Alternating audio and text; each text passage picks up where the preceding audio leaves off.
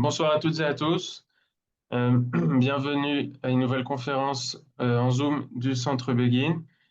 Quelques mots d'introduction d'abord pour vous rappeler à tous que le Centre Begin organise des événements, des soirées en français régulièrement. Et avec la guerre qui s'est déclarée avec l'Iran et qui est déjà terminée, enfin peut-être que Richard Darmon nous dira le contraire, mais on a organisé aussi des conférences en Zoom. La première avec Michel Gurfinkel. Et vu le succès de ces conférences, Bezrat Hachem, on va peut-être essayer d'en faire plus souvent, même sans état d'urgence. Euh, Quelques mots d'introduction. Donc, il y a dimanche dans la matinée, Richard m'a suggéré cette conférence et on avait donné un autre titre. Richard avait suggéré de parler de l'impact de l'implication américaine dans la guerre. Mais au Moyen-Orient, l'actualité va très vite et depuis, nous sommes entrés dans un cessez-le-feu. Donc, nous avons modifié ce matin le titre de la conférence et Richard nous parlera donc le titre qu'on a déterminé, le grand séjour, pour reprendre le terme qui a couru un peu partout et qui a été entre guillemets validé par le président des États-Unis, et les problèmes en suspens après le cessez-le-feu. Je rappelle que Richard Darmon est journaliste, expert en géopolitique, et qu'il est auteur d'un ouvrage intitulé La Seconde guerre d'indépendance d'Israël, écrit il y a quelques mois, qui traite justement entre autres du sujet iranien, du sujet du nucléaire iranien. Et donc, nous avons le plaisir de vous écouter ce soir, Richard, pour nous donner votre analyse de la situation. Bien, bonsoir et shalom à tous que je ne peux pas encore voir, mais je sais que vous êtes assez nombreux. Je vous souhaite, d'abord, je remercie le Centre Begin d'organiser un petit peu au pied levé cette conférence. Et puis, comme on est aussi le soir, la veille de Rosh Chodesh, je souhaite à tout le monde et à tout le Ham Israël un excellent mois de Tammuz. On dit que les mois où il y a des jeûnes de deuil, en fait, c'est des mois de reconstruction et espérons que ce soit le cas. Alors, effectivement, ce qu'on va faire ensemble, ça va pas être très compliqué au niveau du plan. On va parler de cette guerre des 12 jours, et on expliquera d'ailleurs pourquoi c'est ce nom qui a l'air de rentrer dans l'histoire pour la désigner. Et donc, on va faire un bilan, une perspective. D'autant qu'on est d'autant plus amené à le faire que, euh, c'est le moins qu'on puisse dire, on a assisté à un cessez-le-feu il y a même pas 2 jours, il y a un jour et demi, un cessez-le-feu décidé au pied levé, c'est le moins qu'on puisse dire, et on est tous, en tout cas israéliens francophones et d'autres encore, dans le monde juif, j'imagine que c'est encore plus le cas, en diaspora, on a tous des impressions mitigées, à la fois de soulagement d'une certaine manière, après 12 jours de course dans les abris et aussi d'un début de destruction assez sérieuse en Israël, et puis un soulagement, mais aussi de l'amertume, un mélange de l'impression d'un bilan qui est somme toute positif, parce qu'il s'agit, on va le voir, d'une victoire tactique d'Israël, mais pas forcément stratégique, et en même temps, donc, une satisfaction limitée avec une certaine atmosphère de confusion, et aussi une impression que on a des engagements et des convictions pour l'avenir, mais on a aussi une grande colère puisque les Iraniens ont profité des dernières minutes avant le cessez-le-feu pour faire des destructions insupportables à Beersheva. D'ailleurs, pendant toute cette guerre, on a bien vu le déséquilibre qui existait entre l'aviation israélienne, Tsahal, qui visait de manière chirurgicale ces cibles militaires et nucléaires, par opposition à cette dictature sanguinaire qui a mis sa griffe sur l'Iran depuis maintenant 46 ans et qui tirait volontairement sur la population civile. Et avant de rentrer dans le premier point, le bilan qu'on peut faire de cette guerre, je voudrais vous remettre en tête une phrase qui m'est revenue tout à l'heure en pensant au début de notre intervention. Vous avez tous entendu parler de l'excellent livre écrit par le journaliste et chroniqueur Albert Londres, journaliste britannique, qui a écrit au tout début des années 30, un livre absolument indispensable à lire qui s'appelle Le Juif errant est arrivé, dans lequel il a fait une enquête dans le monde juif en diaspora, et puis après il est parti en Palestine, comme on appelait Eretz Israël à l'époque, et il est arrivé juste au moment de la grande révolte arabe qui démarrait en 1929. Il était là quand il y a eu les massacres de Hebron et de Safed, et sans m'étendre sur ce livre que vraiment on peut trouver en collection de poche pour quelques euros, il y a une phrase qui m'est restée en tête, qui est une sorte d'exergue du livre. Il disait ceci à l'époque: les nations accordent peu de place aux Juifs. Il le disait à propos des horribles conditions qu'il a vues dans le ghetto, dans les ghettos d'Europe de l'Est, mais aussi en arrivant en Eretz Israël, au moment où il y avait un bras de fer triangulaire entre les Arabes, les Arabo-Palestiniens, les Juifs du Yishuv et les mandataires anglais qui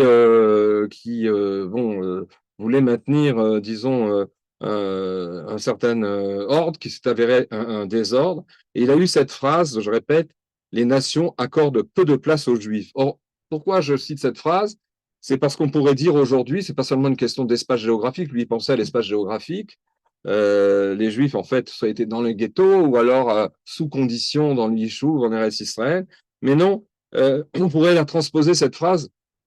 en disant qu'on a vu dans l'histoire moderne d'Israël depuis 1948 que les nations accordent peu de temps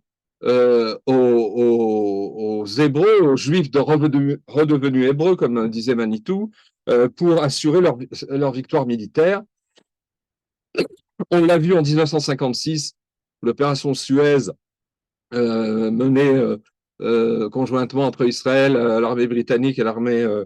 française a dû se terminer en queue de poisson. On l'a vu en 67, où malgré la victoire éclatante de la guerre des 6 jours, il y a eu une résolution qui a été imposée à Israël pour ne pas aller jusqu'à Damas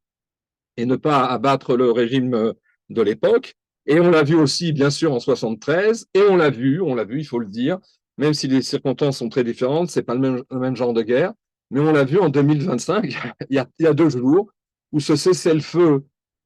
excusez-moi, je vais avaler de l'eau, où le cessez-le-feu annoncé dans la nuit de dimanche à lundi par Trump sur un ton extrêmement autoritaire, en fait, est comme un lapin blanc ou un lapin noir qui est sorti de son chapeau et qui a fait son chemin dans la nuit et qui s'est installé par la force des choses il y a 48 heures. Ayant en tête cette phrase, parce que il y a toute une réflexion qu'on va avoir rapide, stratégique, qui montre en fait les acquis, malgré leurs limites, les acquis de cette guerre de 12 jours, qui n'est qu'un des épisodes de la guerre qu'Israël mène sur 7 fronts, il faut le répéter, depuis le 8 octobre, le lendemain du 7 octobre. Alors les 7 fronts, on les connaît, c'est évidemment l'Iran, c'est le moins qu'on puisse dire, c'est aussi Gaza, ça a été le Liban avec le Hezbollah, ça a été ensuite la Syrie, le Yémen qui nous a attaqué en tant que proxy de l'Iran, aussi en Irak, on a reçu des fusées et des missiles venus d'Irak, et puis en Judée-Samarie, où on n'en parle pas beaucoup, mais vous le savez, depuis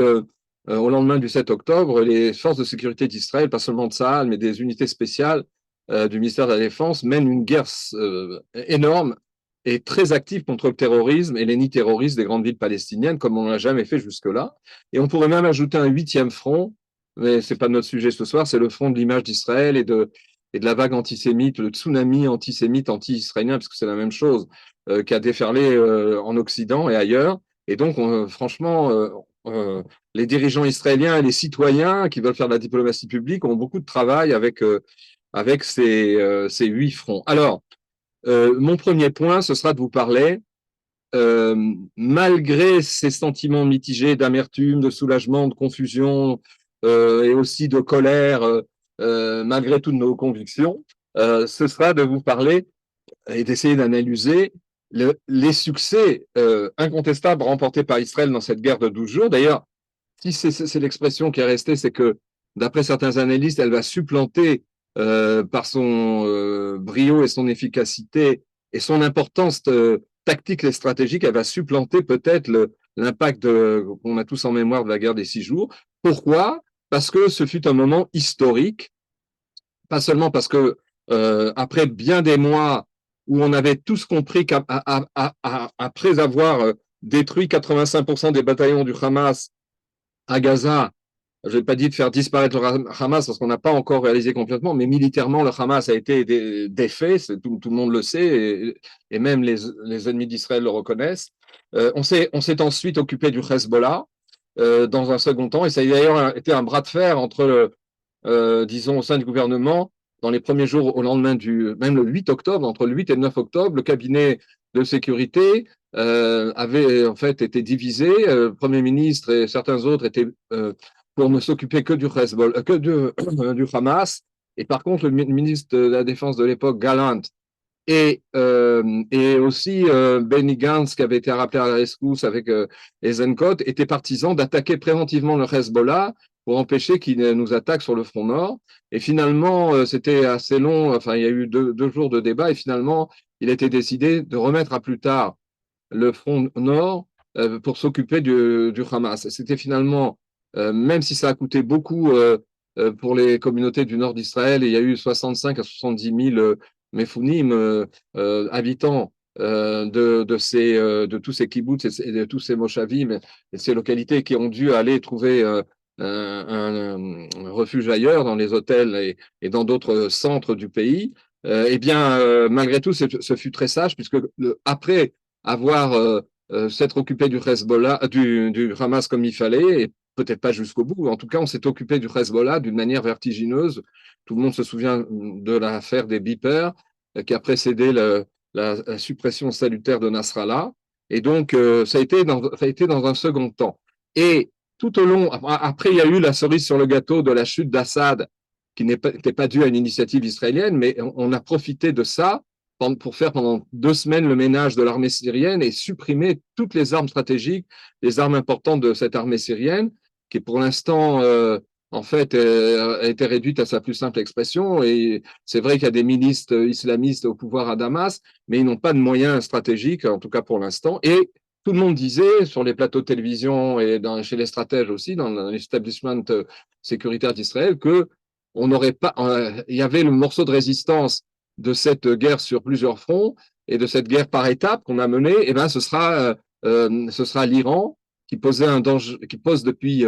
4 décennies un danger existentiel pour Israël, pas seulement à cause de sa course folle vers le nucléaire, qui a commencé il y a fort longtemps, mais aussi à cause de ses missiles balistiques. Et on a vu quels dégâts pouvaient faire des missiles avec des charges d'une demi-tonne ou d'une tonne d'explosifs qui rendent en ruine un pâté de maison entier. Donc cette double menace, il fallait qu'Israël puisse y faire face. Il y a eu toutes sortes de controverses. Est-ce que c'est le moment? Est-ce qu'on a les forces d'eux? Est-ce qu'on ne va pas provoquer une guerre régionale? Et donc, bon, ben, le pas a été franchi. Je crois que ça, c'est l'aspect du moment historique de cette guerre. C'est qu'un petit pays de moins de 10 millions, enfin, de 10 millions d'habitants s'est attaqué à un pays de 90 millions d'habitants qui a une surface 70 fois plus grande et des moyens qui ont été mis en œuvre. Vous savez, c'est intéressant de se rappeler que l'alerte contre le nucléaire iranien avait été donnée à peu près 40 ans. Donc, prise du pouvoir des ayatollahs et des mollahs en 79, on parle donc de 40 ans, ça nous amène au milieu des années 80. Et 2 hommes politiques israéliens ont à l'époque déjà alerté et la communauté internationale et les Israéliens sur le danger du nucléaire iranien. C'était aussi Shimon Peres, paradoxalement, et aussi Binyamin Netanyahou, qui ont dit ensemble, chacun avec des manières de présenter différentes, que le cocktail d'un régime totalitaire comme celui des ayatollahs, avec des armes non conventionnelles et des armes de destruction massive et l'obtention souhaitée de l'arme atomique, l'arme suprême, donc deux composants de ce cocktail, ajoutés à quoi? Au fait que déjà la dictature iranienne était déjà comment dirais-je, un régime théologique. Et donc, ce qu'avait dit aussi bien Netanyahou que Pérez, c'est que le composant religieux messianique chiite était extrêmement dangereux parce que, bon, on se souvient qu'on a eu affaire un peu plus tard, en 91, à une autre dictature, celle de Saddam Hussein, avec des armes de destruction massive, chimiques ou autres, qui étaient elles aussi dangereuses, mais il n'y avait pas le composant religieux fanatique. Or, ce sur quoi ont insisté Netanyahou et Pérez, d'ailleurs, de concert, avec des mots différents, c'était que c'était ce qui était dangereux, c'était la vision religieuse islamique et rédentiste, et que ce cocktail était explosif, c'est le moins qu'on puisse dire. Alors, on peut, avant d'examiner les résultats positifs de cette opération, on peut aussi expliquer qu'ils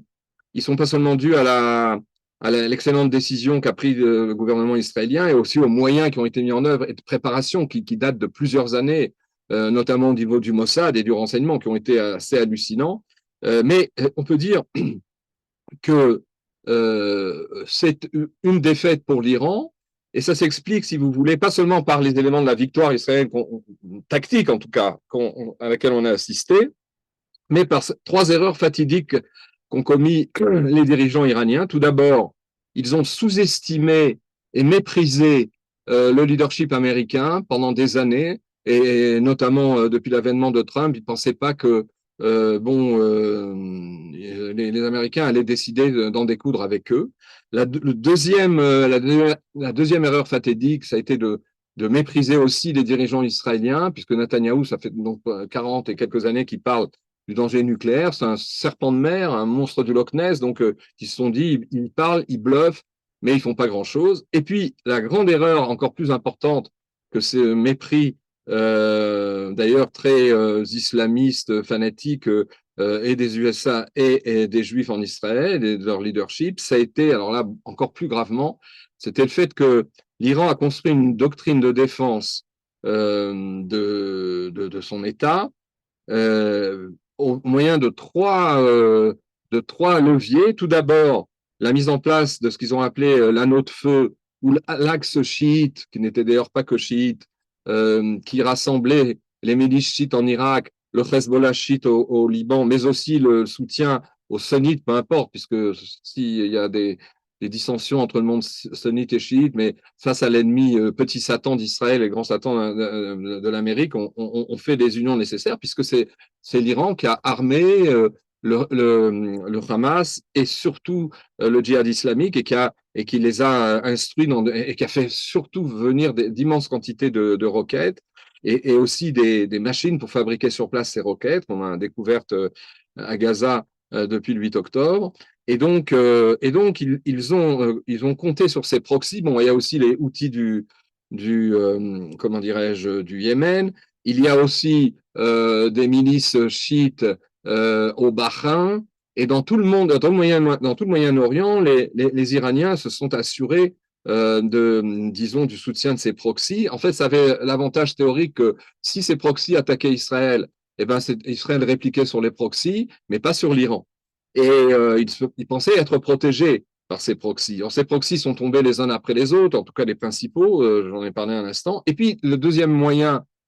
sur lequel ils comptaient pour assurer leur défense, c'était une flotte importante de missiles. Ils sont mis à fabriquer une quinzaine de types de missiles, sans cesse plus perfectionnés, assez précis.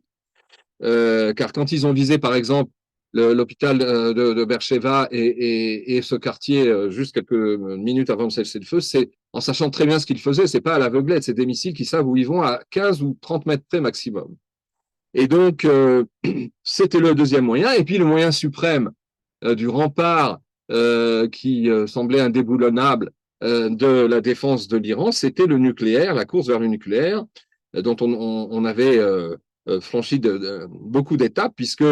d'après, non pas seulement les services de renseignement israéliens, mais l'AIEA, qui est l'Agence internationale de l'énergie atomique, l'agence onusienne, qui a fait un rapport au mois de fin mai, début juin, dans lequel il disait que les Iraniens avaient réussi, depuis la dénonciation par Trump de l'accord de Vienne de 2015, et il l'a dénoncé en 2018, assez peu de temps après être arrivé à la Maison-Blanche, eh bien, quand ils se sont mis à ne plus respecter rien du tout des certaines clauses qui étaient vaguement contraignantes et ils se sont mis à fabriquer à grande vitesse l'uranium enrichi et ils avaient fabriqué donc entre 2018 et 2025 pendant ces 7 ans, ils ont fabriqué 450 kilos d'uranium enrichi à 60% en osant prétendre dans les forums internationaux que cet uranium, c'était à des fins civiles, alors que tout le monde sait que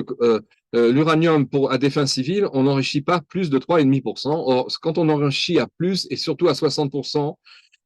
on est prêt d'avoir le matériel fissile nécessaire pour fabriquer, en tout cas par rapport à ce tonnage-là, c'est une demi-tonne presque, d'uranium enrichi pour fabriquer entre 9 et 12 bombes atomiques. Et donc, c'est la donnée qui a poussé Israël, peut-être à la 25e heure, à attaquer l'Iran, mais à se trouver finalement face à un Iran qui avait construit non pas un château de cartes, c'était pas si facile que ça, mais le fait est que les proxys étaient déjà annulés, si on peut dire, en tout cas neutralisés. Les missiles étaient là, oui, mais alors là, je rentre maintenant dans les résultats de ces 12 jours. Les missiles, il y a à peu près les moyens de défense israéliens, et pas seulement le dôme de fer qui est surtout est utile pour abattre des roquettes, c'est surtout les systèmes de RETS, c'est-à-dire de Arrow en anglais, qui ont trois générations qu'on prépare depuis 20 ans, qui ont réussi avec aussi certains missiles américains et aussi ce qu'on appelle la flûte de David, qui est un autre missile plus récent. Donc, il y avait, à part le dôme de fer pour les petites roquettes ou les drones, mais les missiles iraniens ont été arrêtés à 92%, c'est-à-dire il y a eu des dégâts, mais 90 à 92% de leurs tirs ont été stoppés. Et ça rejoint d'ailleurs ce qui s'était passé, vous vous souvenez, pendant l'attaque du mois d'avril, ou plutôt je crois que c'était en mai, dans la nuit du 13 mai, il y a eu une attaque massive des Iraniens, 320 projectiles, dont des drones, etc. Et il n'y en a que 5% qui sont passés. À nouveau, ils ont réitéré en octobre, le 1er octobre, et là aussi, il y a eu 200 envois, moins. Et en réplique, Israël a préparé en fait cette guerre grâce à une action qui a été menée 15 jours après, au mois d'octobre. Israël a annihilé tous les moyens de défense antiaérien, les batteries qui avaient été fournies par les Russes, les batteries de SS3, SS23, qui étaient des batteries très perfectionnées, qui auraient pu faire des troubles et des ennuis à l'aviation israélienne. Or, on a annihilé toutes les batteries autour des sites nucléaires et ailleurs, et des sites de fabrication de l'uranium, déjà au mois d'octobre. Donc, c'était une campagne qui avait été préparée à l'avance. Alors, qu'est-ce que c'est les résultats? Je crois que vous les connaissez, mais je vais quand même les rappeler parce que on peut pas, en étant victime un peu d'une espèce de frustration ou d'amertume, comme j'ai dit tout à l'heure, et d'incertitude sur ce qui va en résulter, mais on ne peut pas ne pas voir ces résultats. Donc, 99% des drones ont été arrêtés, notamment grâce à des équipes du Mossad qui étaient sur place et qui ont eux-mêmes lancé des drones à la fois contre les drones qui partaient vers Israël, mais aussi contre les rampes de lancement de missiles, puisque les rampes de lancement mobiles, qui ne sont pas les CEO fixes, mais ces rampes de lancement mobiles, elles ont été annihilées à peu près à 60-65% par l'action on peut dire, d'agents israéliens au sol, dans le désert iranien, qui avaient créé des petites bases et dans des cavernes et ailleurs pour stocker ce matériel qui a cloué au sol à la fois les drones et les 2 tiers ou 65% exactement des missiles, des rampes mobiles de missiles. Donc, je disais 80% des missiles fixes, c'est-à-dire des missiles sol-sol, ont été arrêtés par les procédés israéliens. Il y a eu 15 leaders militaires de premier plan qui ont été, dans les premières heures de cette guerre, envoyés au paradis islamique, et 12 au moins savants, 10 plus 2 autres dans les jours suivants, des savants tout à fait déterminants du programme nucléaire iranien, et pas seulement eux et leur cerveau, mais aussi les archives et les centres où étaient emmagasinés le know-how, c'est-à-dire le savoir-faire iranien en termes nucléaires. D'autre part, vous le savez, les infrastructures de guerre diverses ont été anéanties par les raids de l'armée israélienne, des centrifugeuses, de fabrication de centrifugeuses, comment dirais-je, là où on fabriquait l'eau lourde, le site de Harak, qui était le 4e site qui a été anéanti, c'est là où on fabriquait l'eau lourde. Alors, l'eau lourde, ça sert à un autre matériau fissile, le plutonium, qui permet aussi de faire des bombes atomiques d'une autre manière, des usines d'électronique, des usines de carburant liquide pour les missiles. Bref, Israël avait une longue liste de cibles et il en a tenu presque les trois quarts. C'est vrai qu'on aurait pu continuer quelques jours de plus, mais l'essentiel était fait. Il y a eu aussi des unités des gardes de la Révolution qui ont été anéanties, des milices qui tiennent les gardes-chournes de la population iranienne. Donc la liste est longue. Et en conclusion, si vous voulez, de ce résultat technique, mais qui sont quand même essentiels, on peut dire que les deux buts, alors il y a aussi l'essentiel que je l'ai laissé pour la fin, c'est que les trois sites qu'Israël a touchés, et surtout le troisième avec l'aide des Américains, Israël a détruit le site de Natanz, qui est au sud de Téhéran, enfin à peu près 400 kilomètres au sud de Téhéran, le site aussi de Isfahan, Ispahan, je ne sais pas comment on dit en français, qui a été détruit, des sites nucléaires où on fabriquait de l'uranium, et le fameux site de Fordo, qui était enterré 80 à 90 mètres sous terre, qu'Israël attendait d'attaquer après que les Américains y soient passés. En fait, il faut savoir que le raid qui a été fait par les Américains en début de semaine dernière à Fordo, eh bien, Israël est repassé après, a aussi bombardé j'allais dire, les trous et les immenses baies, les plaies qu'avait reçu ce site, et donc on a rebombardé dessus. Donc, il y a une controverse aujourd'hui très politique américaine entre le New York Times, la CIA, qui ont dit que le site avait été à peine endommagé, etc. On en saura plus, mais d'après à la fois la IEA et les renseignements israéliens, le site a été paralysé. Alors, il y a une question qui se pose, c'est est-ce qu'il y avait les 450 kilos d'uranium dessous? Bon, on en reparlera peut-être si vous avez des questions, mais c'est pas... Bon, c'est important de savoir que ce qu'est devenu cet uranium, s'il a été enterré sous le site de Fordo ou s'il se balade quelque part dans des camions ou dans des caches secrètes en Iran, mais de toute manière, on le saura tôt ou tard. Vous savez que je me souviens que c'était il y a à peu près 2 ans, au moment où la télévision israélienne a sorti la deuxième saison de la série Téhéran. Vous vous souvenez tous. Bon, eh ben, déjà, on commençait à faire exploser des usines nucléaires en Iran. Et finalement, cet épisode, cette série qui était assez bien tournée, avec pas mal de suspense, elle était en décalage déjà par rapport à la réalité. Alors, que dire d'aujourd'hui, puisque à l'époque de cette série, quand elle était sortie, le premier épisode, c'était il y a 4 ans, après il y a eu une autre série il y a 1 an et demi, 2 ans, on avait eu des papiers dans la presse iranienne qui disaient qu'ils étaient très inquiets, le leadership était très inquiet, déjà il y a 2, 3 ans, parce qu'ils sentaient, ils savaient qu'il y avait énormément d'agents du Mossad dans tout l'Iran, dans certaines institutions y compris, comment dirais-je, qui étaient présentes. Et il faut savoir que même dans le site de Fordo, qui était le site le plus déterminant pour l'Iran, l'un des membres des gardes révolutionnaires qui étaient en charge, puisque ce sont eux, c'est pas l'armée iranienne, c'est cette milice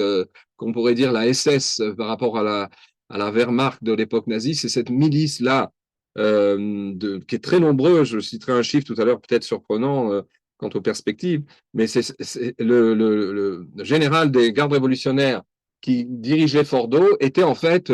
en tout cas pendant une certaine période, un agent du Mossad. Donc les Iraniens se sentaient complètement pénétrés par la présence du Mossad, et c'est une affaire qui est loin d'être terminée. Donc, en conclusion, on peut dire, et c'est ça qui est l'élément de victoire tactique, c'est qu'il y a eu, grâce à ces actions et l'entrée en guerre des États-Unis qui a été évidemment un tournant, eh bien, tout cela a permis, au bout de 12 jours, quelque chose qui est essentiel, parce que quand on voit les éléments de loin, il faut voir la photo, comme on dit en hébreu, en grand, en panoramique. Eh bien, on a rétabli de manière phénoménale la force de dissuasion et la puissance d'Israël et de Tsahal, qui avait été érodée ces dernières années. Et puis, il faut quand même le dire, ça fait partie du bilan de cette guerre. Les États-Unis sont rentrés en guerre pendant quelques heures, pendant 12 ou 15 heures, pour bombarder Fordo, sous la protection de l'aviation israélienne qui a été maîtresse du ciel dès la première seconde et qui a même fait des meetings aériens dans le ciel de Téhéran. Je ne sais pas si vous avez vu ces vidéos assez sidérantes où on se croirait sur le long de la plage de Tel Aviv et où les avions israéliens ont fait une sorte de défilé pour montrer qui était maître du ciel. Et donc après disons, le crushing du Hezbollah, mais avant le crushing du Hamas à Gaza et le crushing de l'armée syrienne, on peut dire que oui, cette guerre des 12 jours, elle est à l'acquis d'Israël, quelque chose de considérable, d'autant que sur le plan doctrinaire, et je terminerai par là en disant pourquoi c'est une victoire tactique et pas encore stratégique,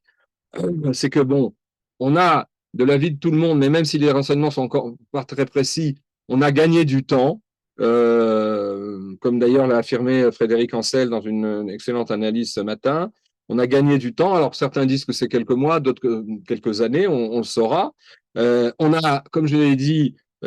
puisqu'on a paralysé le programme nucléaire iranien, ce qui ne veut pas dire qu'ils ne vont pas avoir l'idée de le reprendre, ça on va en parler tout à l'heure. Il y a une augmentation, je disais, de la puissance de la force stratégique d'Israël, et puis les deux objectifs principaux qui avaient été assignés par le gouvernement à cette opération, à savoir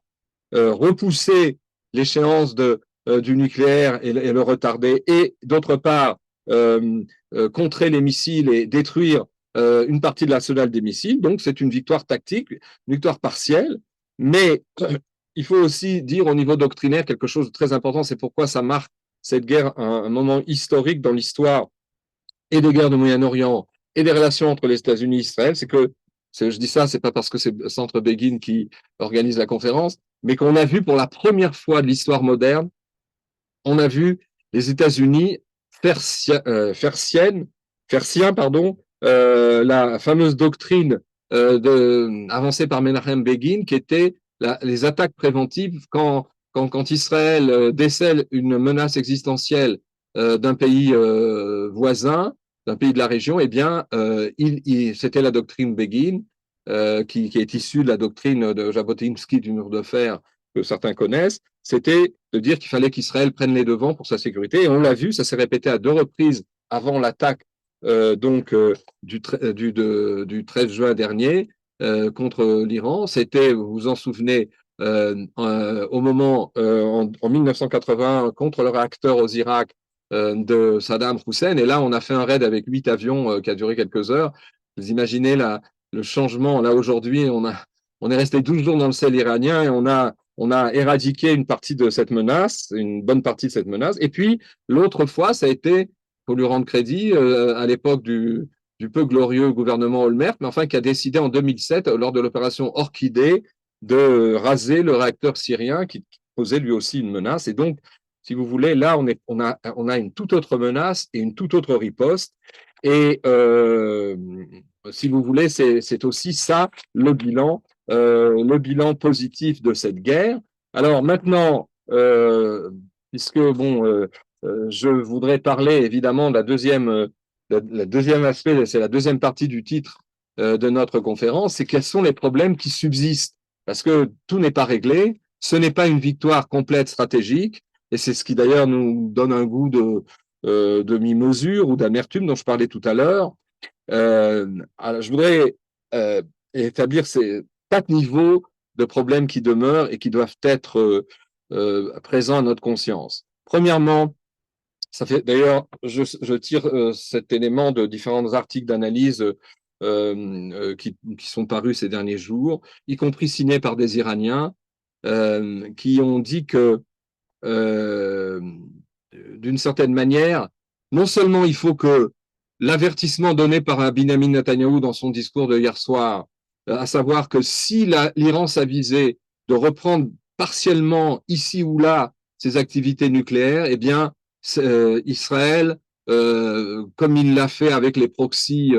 contre le Hezbollah, contre le Hamas et contre la Syrie, ben Israël interviendra immédiatement pour réduire à néant ces projets. Et donc, il faut nous, les citoyens, qu'on surveille aussi et qu'on demande à nos dirigeants qu'ils appliquent leur engagement à ne pas laisser les Iraniens recommencer leurs préparatifs. Et ils vont essayer de le faire secrètement, mais on a les moyens de le savoir. Et donc, Et donc, c'est un premier point, c'est-à-dire mettre en application une nouvelle doctrine de la défense stratégique israélienne, donc pas seulement tactique, c'est-à-dire un niveau pour les mois et dans l'espace-temps qui est devant nous, c'est que dès qu'un proxy attaque Israël, si le Hezbollah s'avisait de le faire, ou les Houthis, ou d'autres, les milices irakiennes qui ont été quand même assez affaiblies, ou si l'Iran reprend ici ou là ses fabrications de missiles balistiques, et évidemment, a fortiori de bombes atomiques avec l'uranium, eh bien, Israël interviendra immédiatement et ne demandera pas l'avis à l'Amérique et fera ce qu'il a à faire, puisque dans les mois qui viennent, on a, avant que l'Iran n'essaye de se réarmer avec de nouvelles batteries antiaériennes, on a le ciel ouvert devant nous. Bon, l'autre problème qui est important, et ça fait l'objet de plusieurs textes justement, c'est que j'ai ici sous les yeux un excellent article. Il faut que, d'après un des opposants iraniens au régime, il faut que Israël continue de faire des attaques ciblées, chirurgicales, parce que la population iranienne a fort bien compris que ce que nous visions, c'était la tête de la pieuvre, le complexe militaro-industriel et nucléaire iranien, et l'appareil d'oppression aussi, et qu'on on continue de faire des frappes ciblées. C'est la première demande donc de ces opposants. La seconde, c'est qu'il faudrait qu'Israël s'occupe de fédérer, enfin pas seulement Israël, les Américains, le monde libre, enfin le monde libre pour l'instant, si on met de côté l'Europe qui est plus que timorée, c'est en fait les États-Unis et Israël s'occupent de fédérer, d'aider l'opposition iranienne qui est très divisée, qui est très idéologisée, qui est en fait une série de groupes, d'associations de personnalités pour les réunir dans un cartel commun et faire en sorte qu'il soit une alternative crédible au moment où le régime s'effondrera. Et puis, la troisième recommandation, c'est que Israël doit veiller dans ses frappes et dans ses actions, et pas seulement militaires, mais diplomatiques et politiques, à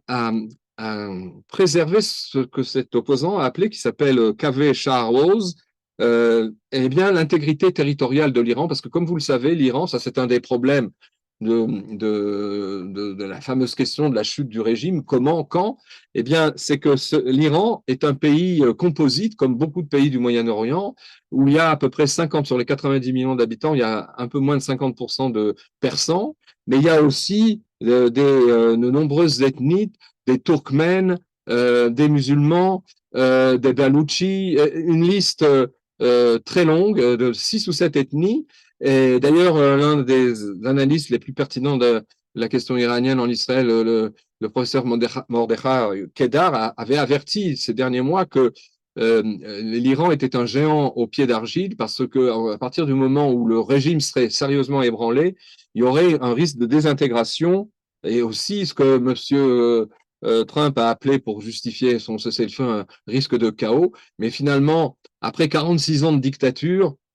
on ne passera pas en douceur, d'une manière ou d'une autre, on ne passera pas en douceur de cette dictature islamique monstrueuse à un pays démocratique respectant la société civile. Il faudra que ça accouchera dans la douleur, mais la douleur sera, comment dirais-je, d'autant moindre que Israël, mais aussi les États-Unis, c'est eux qui ont surtout les moyens, aura préparé l'alternative et l'alternance. D'autre part, pour ceux qui se trouvaient remplis d'amertume, parce qu'on a souvent entendu ça dans des prises de parole, des vidéos, parce qu'Israël n'est pas allé jusqu'au bout pour renverser le régime. Et on a vu des plateaux, même en France, etc., où il y a même des Iraniens qui pleuraient presque à l'antenne sur CNews ou BFM télé, en disant qu'ils se sentaient lâchés à la fois par l'Amérique et par Israël à cause de ce cessez-le-feu surprenant, alors que déjà certains ministres, comme le ministre de la Défense israélien, Israël Katz, et même par allusion Netanyahou, avaient dit que oui, le régime était en train de vaciller, donc ça laissait entendre que peut-être Israël, qui ne s'était jamais fixé cet objectif comme un objectif de guerre, pourrait peut-être pousser la balle un peu plus loin. Or, il faut savoir une chose, et ça, c'est une leçon aussi pour l'avenir, c'est l'histoire a montré que, comme je le disais tout à l'heure, un pays ne peut pas se défendre qu'avec des missiles et ne peut pas croire vaincre un autre pays avec des missiles. Il peut faire beaucoup de dégâts. Bon, j'exclus évidemment le cas d'une attaque tous azimuts apocalyptique avec des missiles nucléaires, parce que là, oui, on peut rayer un pays de la carte. Mais dans le cas d'une guerre encore conventionnelle, on ne peut pas rayer un pays de la carte avec des missiles. Et donc, on a vu dans l'histoire qu'il fallait toujours, pour qu'un régime chute, un régime aussi en acier que ce régime des ayatollahs, il fallait une invasion ou une occupation terrestre, qui était pour l'instant exclue évidemment pour Israël et aussi pour les États-Unis, et en tout cas un soulèvement populaire. Et qu'on ne peut pas faire l'économie de cette, en tout cas de ce deuxième facteur. Il faut savoir que d'ores et déjà, la répression a commencé en Iran. On a arrêté des centaines de gens suspectés d'avoir aidé le Mossad. On a arrêté des opposants. Il y a des chars dans les rues de Téhéran. Pendant les 12 jours de la guerre, les chars étaient au Grand Carrefour. C'était un état de siège dans le pays. Et donc, on peut dire que, d'une certaine manière,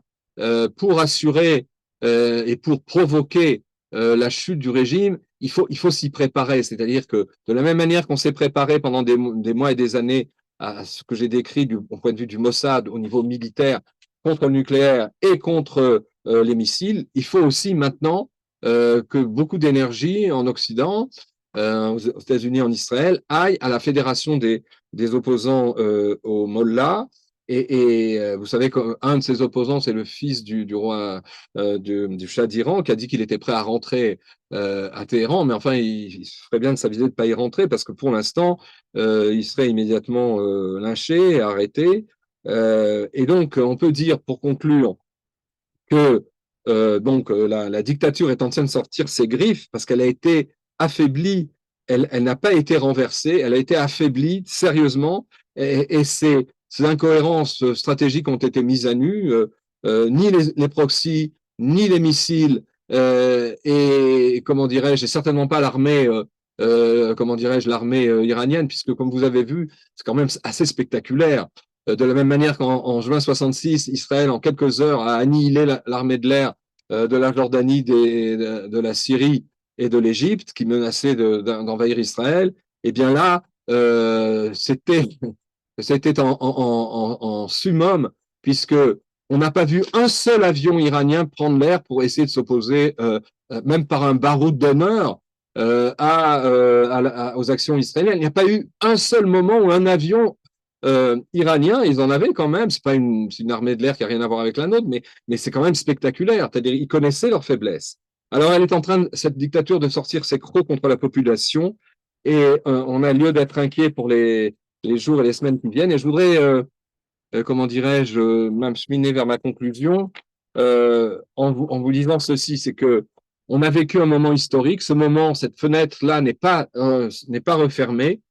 Il y a toutes sortes de scénarios que j'ai à peine évoqués qui permettent de penser de comment les choses vont pouvoir s'approfondir. Et il faut s'attendre à ce que oui,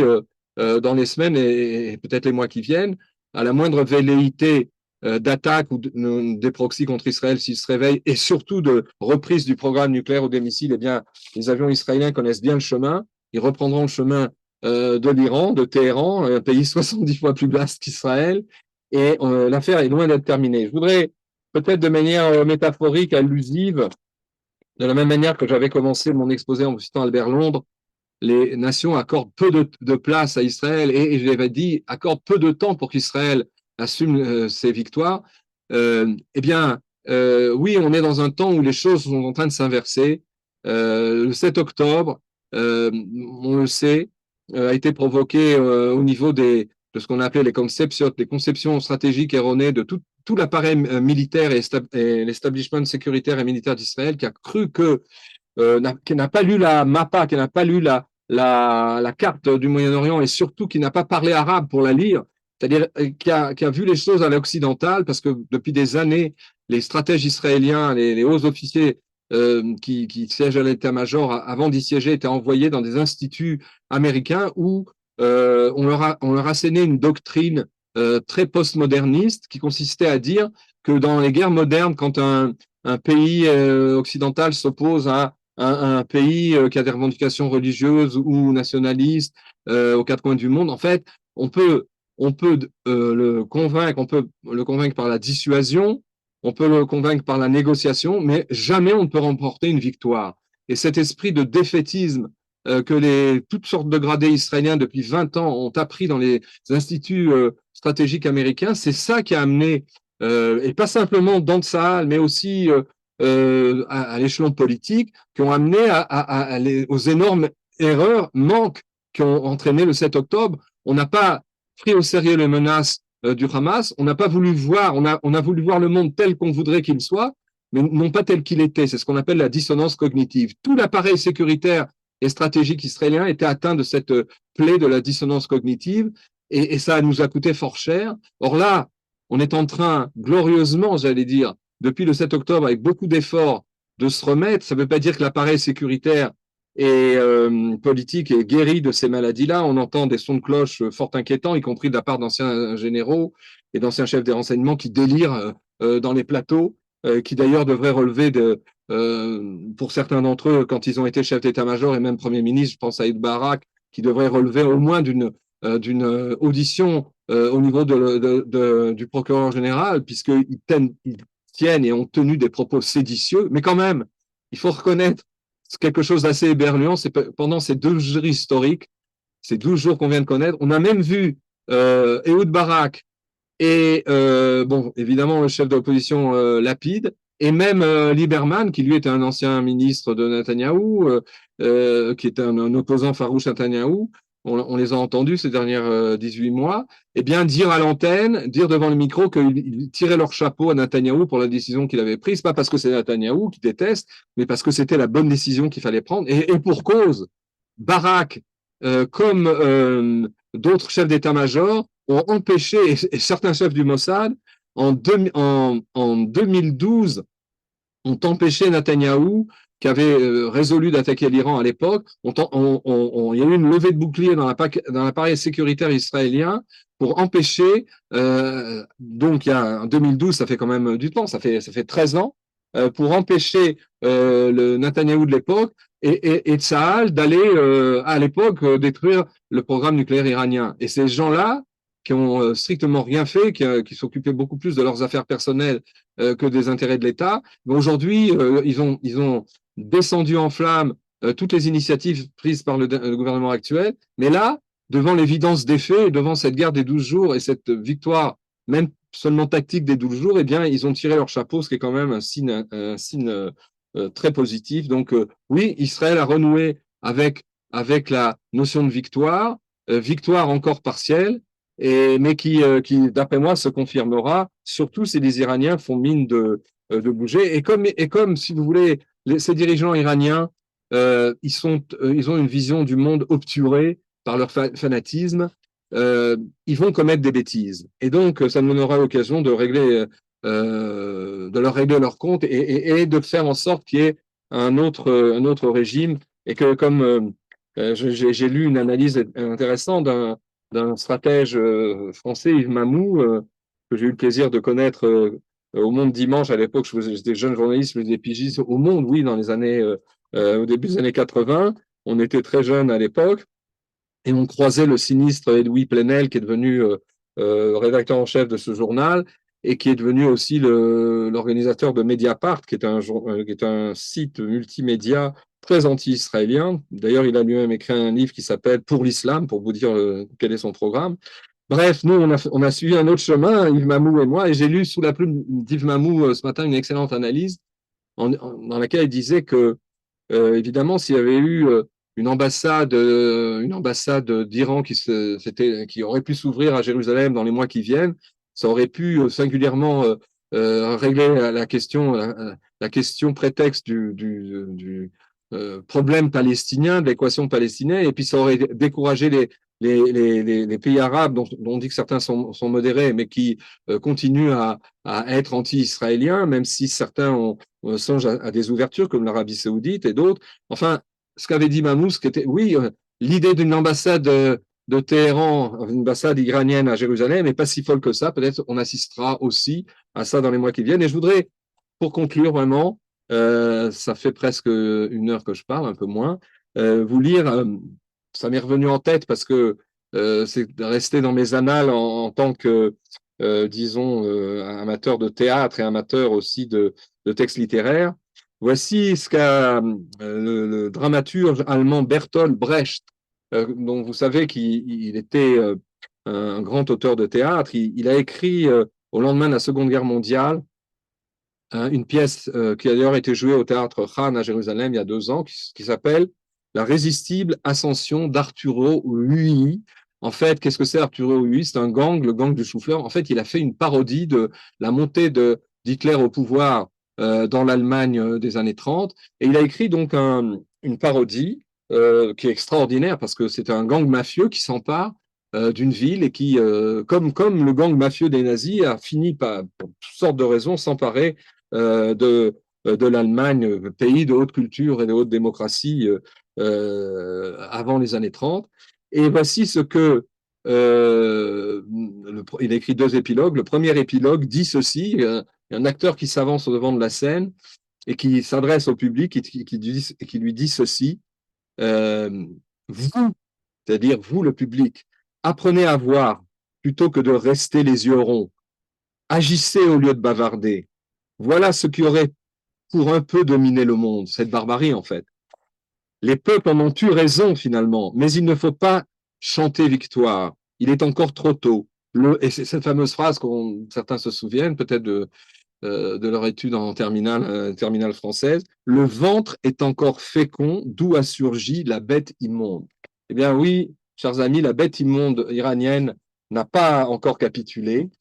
On espère qu'elle le fera. Mais ce que cet épilogue qui s'adresse à nous en forme d'avertissement nous signifie, c'est que pour aujourd'hui, dans le Moyen-Orient d'aujourd'hui, il y a beaucoup de choses à faire et Israël n'en est qu'au début de son chemin. Je vous citerai une dernière phrase, c'est d'ailleurs la dernière phrase de mon livre sur la seconde guerre d'indépendance d'Israël, qui a été écrit à l'automne 24, qui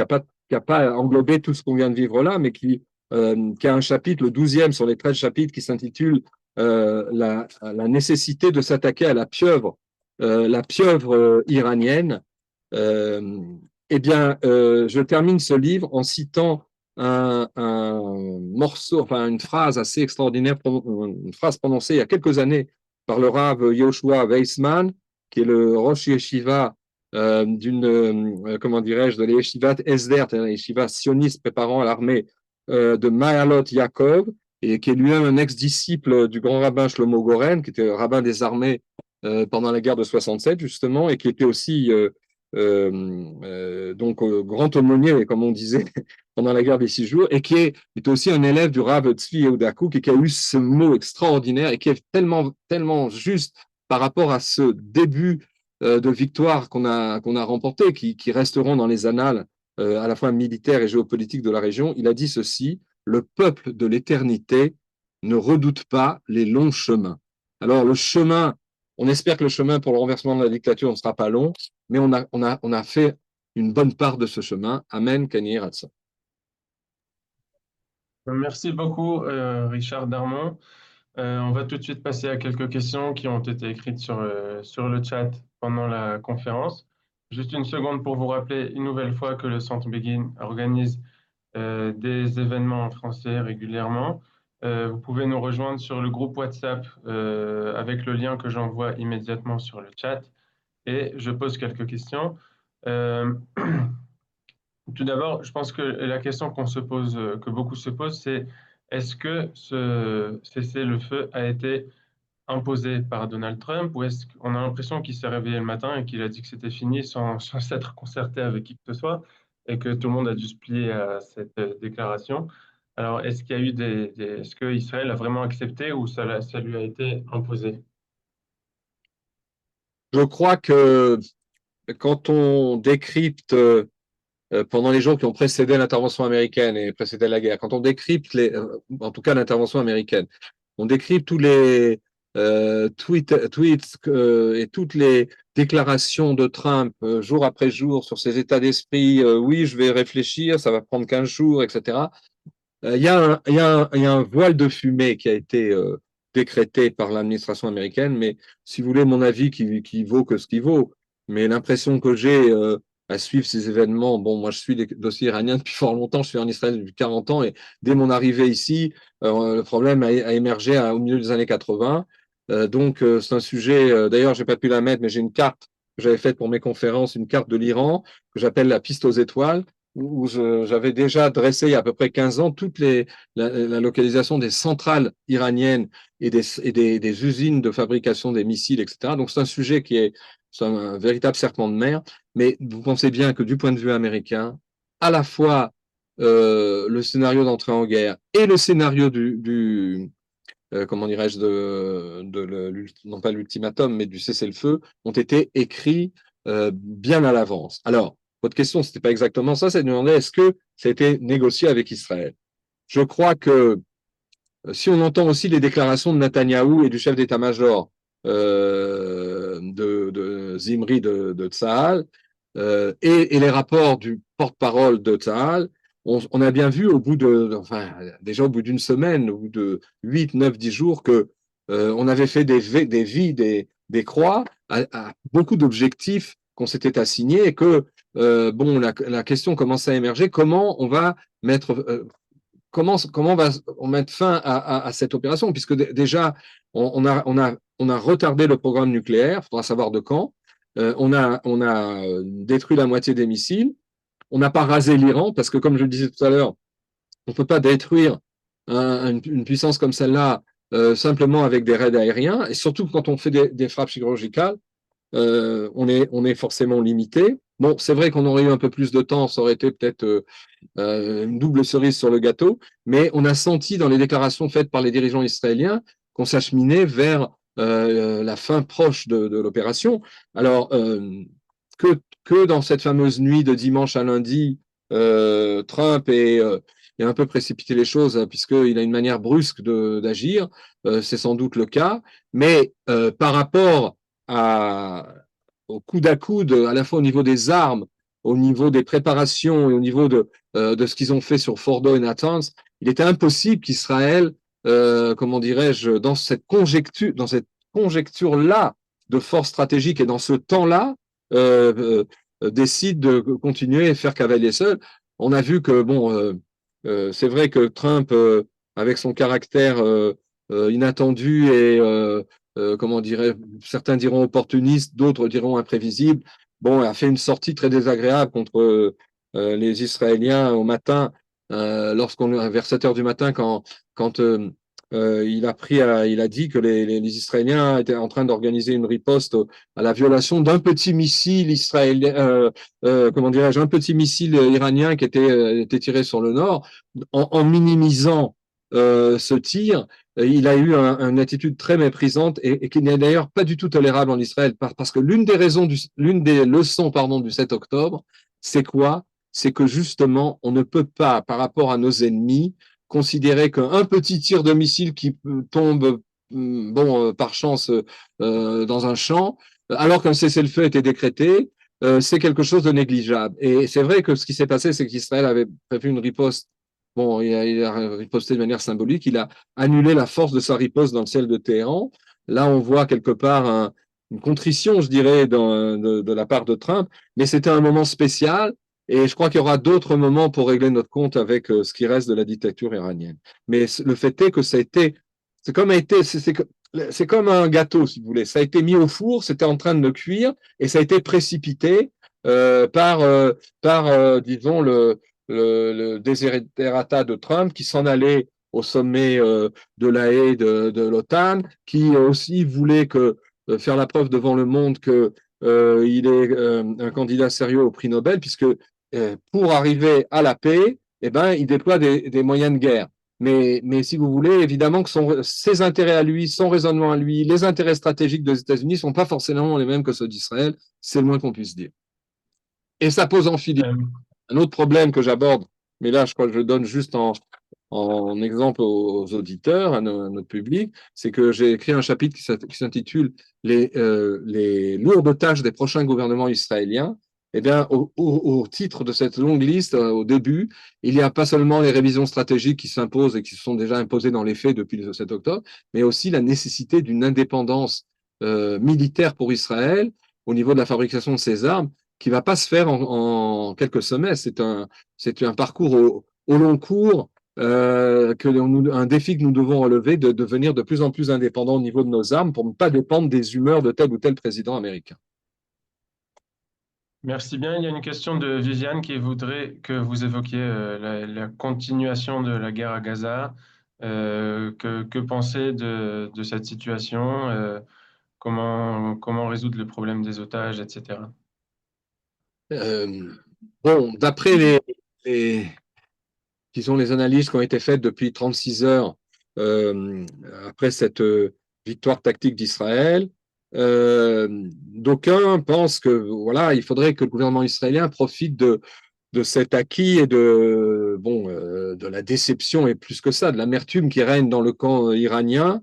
puisque en plus le Hamas se trouve maintenant pas seulement défait au niveau de ses bataillons, même s'il peut faire telle ou telle action terrible de guérilla ici ou là, mais il est défait militairement et il n'a plus de recours, il a plus de grands patrons pour l'aider. Donc de profiter de cette situation pour, d'une part, taper fort au niveau militaire et d'autre part, résoudre la question des otages. Alors, c'est facile théoriquement. J'ai été un peu surpris, je dois vous dire, d'entendre l'un des ministres qu'on qualifie d'extrémiste du gouvernement Netanyahou, Bezalel Smotrich, dire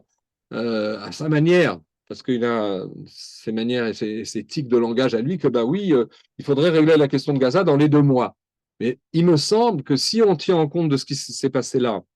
et du fait qu'on va pouvoir maintenant se consacrer exclusivement, en tout cas dans les semaines qui viennent à Gaza, 2 mois, c'est bien trop long. Il faudrait, enfin, moi je ne suis pas au courant des plans de l'état-major, mais il faudrait qu'il y ait une offensive très large,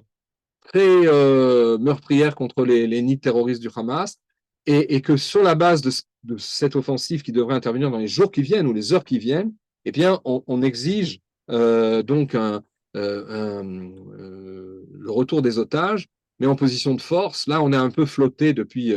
15 jours, 3 semaines du fait de la guerre avec l'Iran. Il faudrait qu'on reprenne le manche à la main et que on se serve de cette formidable acquis de l'affaiblissement de la dictature iranienne pour,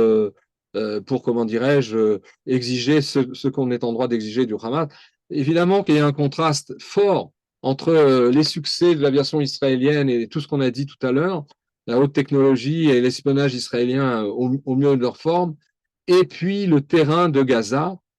qui est un terrain de termitières terroristes. Bon, j'ai quelques membres de ma famille, de gendres et autres,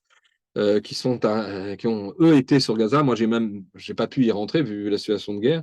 Mais il faut savoir que sur le terrain, et même pendant ces semaines qui se sont passées, l'armée israélienne est en train de faire quelque chose qu'on n'avait jamais fait jusque-là, même dans les premiers mois de la guerre. C'est pas qu'on détruit les maisons, etc., mais tous les immeubles dans les quartiers où il y a des nids terroristes qui sont encore debout sont détruits pour empêcher les terroristes, comme ce type qui est sorti de décombres et qui a lancé un sac avec l'explosif qui a tué les 7 soldats Zechronam Limbracha dans leur half-track il y a 24 heures, 36 heures, pour empêcher que les terroristes se cachent dans les ruines. Israël a envoyé, bon ça c'est pas un scoop, mais a envoyé des machines spéciales, pas seulement des bulldozers, des machines qui broient les pierres, qui broient les ruines pour qu'il y ait vraiment table rase dans les quartiers où les terroristes sont encore présents. Mais négocier, c'est tout le dilemme qu'on avait avant la guerre de l'Iran. On va à nouveau voir des manifestations place Kaplan en disant maintenant retour inconditionnel, c'est-à-dire arrêt inconditionnel de la guerre. Ça, c'est pas possible. C'est pas possible parce qu'il y a encore du travail à faire à Gaza, mais 2 mois, ça me paraît long. Mais si on met le paquet, ça pourrait être quelques courtes semaines à l'issue desquelles, oui, on pourra imposer au Hamas un règlement plus à notre avantage. Une question plus géopolitique de Judith qui demande si je comprends bien la question, si Israël aurait peut-être reçu des menaces durant ces 12 jours de guerre de la part de la Chine ou de la Corée du Nord. Euh, bon, écoutez, je suis pas dans ce qu'on appelle le bord, l'état-major politico-militaire de Tsahal à la Kyria de Tel Aviv. Je suis pas à ce niveau-là d'information, mais dès le départ, dès le début de cette guerre, au niveau de la menace stratégique de la Chine ou de la Russie, après je parlerai de la Corée, en fait, on a vu au milieu de cette guerre, Poutine recevoir le ministre des Affaires étrangères iranien, faire un beau discours idéologique en disant qu'il trouvait l'attaque israélienne injustifiée, etc., et lui dire qu'il continuerait à appuyer le peuple iranien, mais rien de concret, rien, aucune des demandes, notamment de ces fameux missiles SS-23 russes qui ont été détruits par Israël, aucune des demandes concrètes des Iraniens n'ont été honorées parce que Poutine a d'autres chats à fouetter que de réarmer l'Iran et surtout de risquer quoi que ce soit avec les États-Unis, puisqu'il a fort à faire déjà avec l'Ukraine et que même avec une armée comme moins forte que l'armée rouge qui a posé une résistance héroïque en Ukraine, eh bien, il s'en sort très mal, donc il va certainement pas se rajouter un autre théâtre d'opération. Maintenant, la Chine, elle a maintenu une position très neutre dans ce conflit parce que sa stratégie à la Chine, c'est une stratégie à long terme de raviver ce qu'on appelle les routes de la soie, d'investir des milliards de dollars et de sa propre monnaie dans les pays dans 53 pays d'Asie du Sud-Est, d'Asie centrale et du Moyen-Orient pour construire des infrastructures économiques et donc avoir une influence sur un grand nombre de pays arabes, y compris sur Israël, par les investissements, par l'économie, par la construction des infrastructures. Et donc cette stratégie, c'est pas une stratégie de guerre, alors que les Américains ont une trentaine de bases au Moyen-Orient, la Chine n'a qu'une base militaire qui est, comment dirais-je, en mer Rouge. Et donc, la Chine n'a pas de velléité militaire, en tout cas pour l'instant. Alors, la Corée du Nord, on a entendu, oui, des bruits que si la dictature iranienne menaçait d'être abattue, les Coréens pourraient rentrer dans la danse. Bon, c'est vrai qu'ils ont des armes nucléaires, mais je crois que là aussi, bon, c'est d'ailleurs pourquoi le bouclier américain était très important pour Israël, c'est que si les dirigeants hystériques de la Corée du Nord ça visait de se mêler de ce qui se passe au Moyen-Orient, je pense qu'ils seraient vite dissuadés, vite cloués au sol. C'est pas une inquiétude qui rentre dans les calculs pour arrêter une opération comme l'opération du lion qui se lève et cette guerre des 12 jours. Ce ne sont pas des éléments, ni la Chine, ni la Russie, et encore moins la Corée, qui ont compté pour le calendrier du début et de la menée et de la fin de cette guerre. Une question de Hannah pour revenir à la guerre à Gaza. Est-ce que Israël mène une guerre financière face au Hamas? Est-ce que Israël bloque les comptes du Hamas à l'étranger, etc.? Alors, une question. Euh,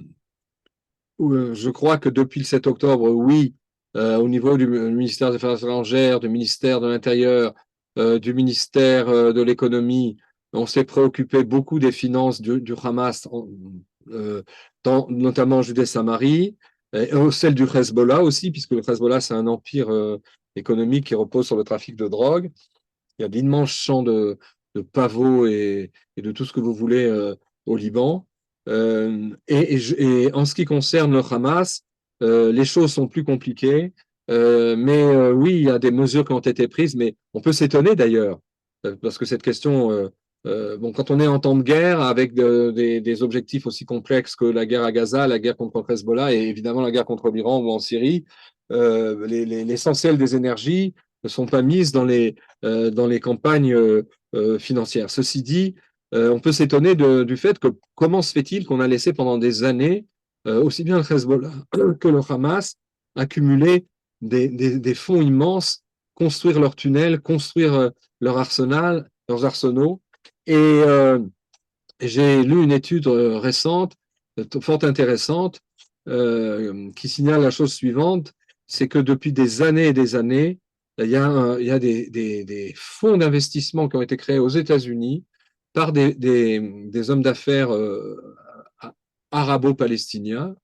pro-palestiniens, qui ont acheminé des centaines de millions de dollars à Gaza au titre de l'aide humanitaire, de l'aide aux hôpitaux et de l'aide, disons, aux infrastructures de Gaza, et qui en fait étaient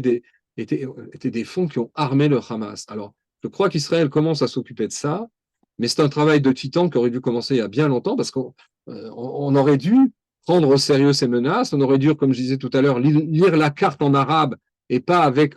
des yeux édulcorés d'occidentaux. Et donc c'est un travail, on a beaucoup de retard. J'espère qu'on est en train de s'y atteler. D'ailleurs, petite anecdote intéressante, dans cette étude que j'ai lue dans la presse israélienne, l'un des organisateurs, pourvoyeurs de ces fonds suspects qui sont allés au Hamas depuis des années, qui ont servi donc à préparer le 7 octobre, eh bien, l'un d'eux s'appelle Barbach, et figurez-vous que c'est un américano-palestinien, un homme d'affaires très riche, qui vit entre les États-Unis, l'Égypte et d'autres pays arabes. Eh bien, c'est ce monsieur Barbach, qui porte bien son nom d'ailleurs, quand il s'agit du Hamas, qui sert d'intermédiaire aux Américains depuis que Trump a décidé de négocier directement avec le Hamas. C'était le cas pour faire libérer l'otage nord-américain, Alexander. Alexander, qui a été libéré tout seul. C'est le cas aussi en ce moment avec Witkoff pour essayer de préparer une autre mouture de l'accord de la libération, soit en un seul temps, soit en deux tranches des otages. Mais le partenaire qui sert d'intermédiaire avec le Hamas, c'est un Américano, donc Monsieur Barbar, qui est un homme d'affaires qui a déjà beaucoup aidé avec des millions, voire des milliards de dollars, le Hamas à faire ce qu'il a fait. Donc vous voyez avec qui les États-Unis sont obligés de négocier. Peut-être une dernière question pour l'avenir. Est-ce qu'on peut espérer qu'Israël maintienne cette nouvelle politique enfin, ancienne, nouvelle, réadopter cette politique de guerre préventive et de taper dès que le terrorisme lève sa tête et qu'Israël ne retombe pas dans une tolérance du réarmement, etc., de ses voisins? Et je crois qu'on est à un moment clé de l'histoire stratégique et militaire d'Israël, un moment clé tout à fait unique où, comme on disait à l'époque des opérations à Gaza, din Tel Aviv, din Sderot, kmo din Tel Aviv, c'est-à-dire que ce que nous avons fait au Hezbollah, pas seulement avec les beepers, mais dans les mois qui ont suivi et jusqu'à maintenant, puisque vous savez que ça continue dès qu'il voit une cellule terroriste se rapprocher de la frontière ou un terroriste repéré engager des hommes, réunir des armes, ben, ça frappe au Liban, au centre de Beyrouth, quand il veut. Bon, et ça a empêché d'ailleurs le Hezbollah de revenir dans les ruines de tous les villages qui ont été détruits par ça le long de la frontière. Et donc, on pourrait dire, din Beyrouth, Lebanon, l'attitude d'Israël au Liban et à Beyrouth depuis la paralysie du Hezbollah doit être la même par rapport à Téhéran et donc et par rapport à l'Iran. Et donc dans les semaines, je dirais les jours, les semaines qui viennent,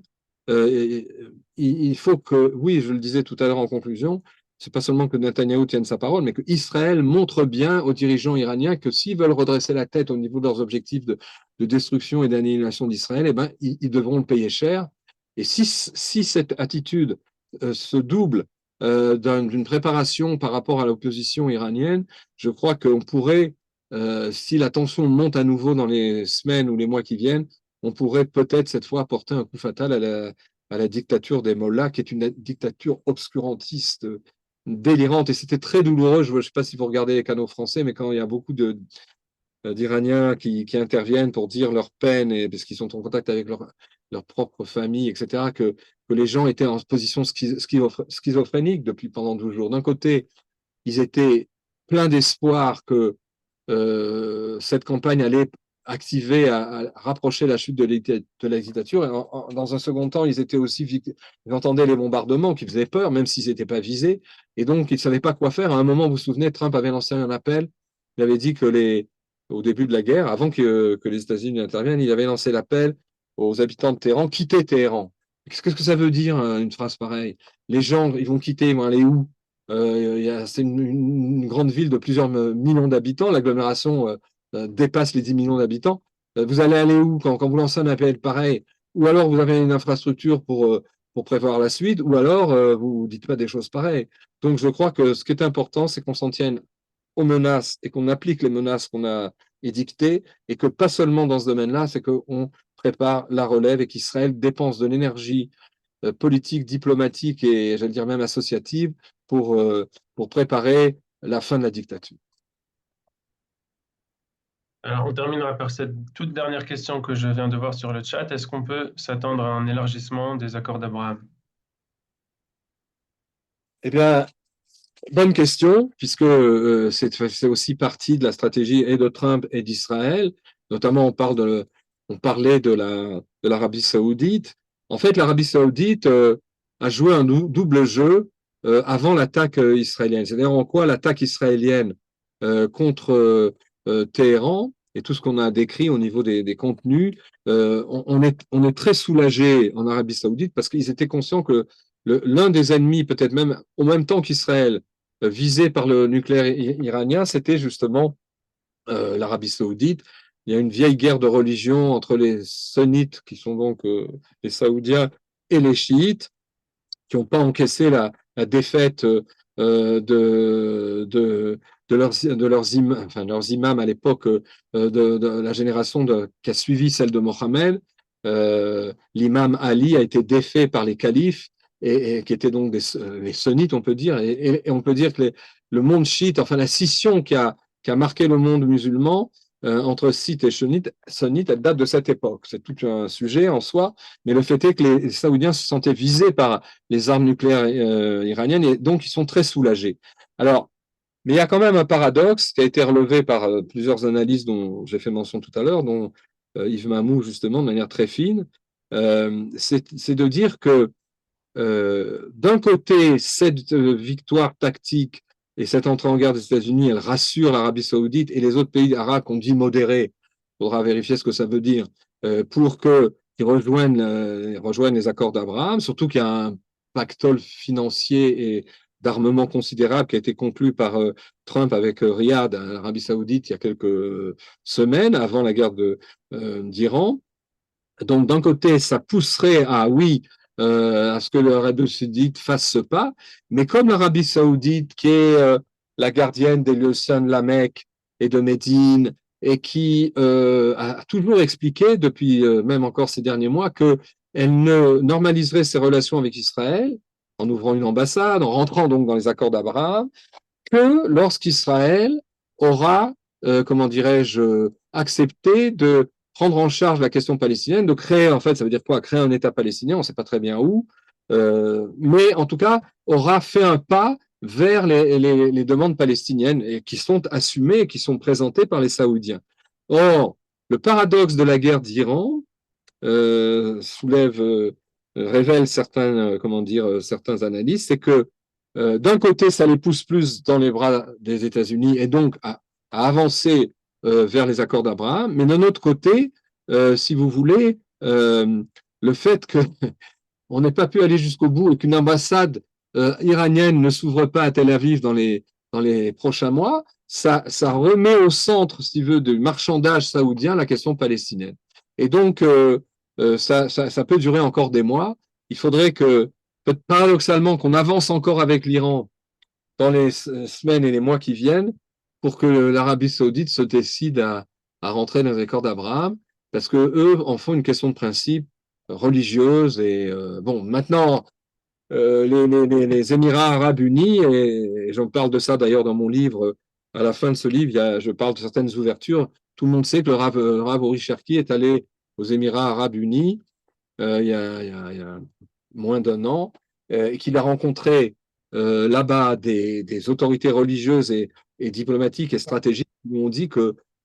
cette manière qu'a eu l'islam sunnite de considérer que les Juifs n'avaient pas le droit sur Jérusalem, et que la création d'un État juif en Palestine ou en Eretz Israël eh bien, était un blasphème pour l'islam. C'est une invention d'un certain nombre de courants de l'islam sunnite et chiite, mais ce n'était pas leur version, et que donc on pourrait très bien s'entendre avec un État d'Israël qui est Jérusalem pour capitale. Ça vaut le coup de lire les comptes rendus qu'a fait le Rav Uri Cherki de sa visite, parce que ça lève un horizon d'espoir, alors qu'il est encore lointain, mais peut-être que ça aidera les Saoudiens à descendre de leur arbre tôt ou tard. Eh bien, on terminera sur cette note optimiste. Bezrat Hashem, des bonnes nouvelles. Et comme vous avez dit au début, Chodesh Tov à tous et à bientôt pour d'autres conférences au Centre Begin. Merci. Merci Richard Darmon et merci à tous d'avoir assisté et d'avoir participé avec vos questions.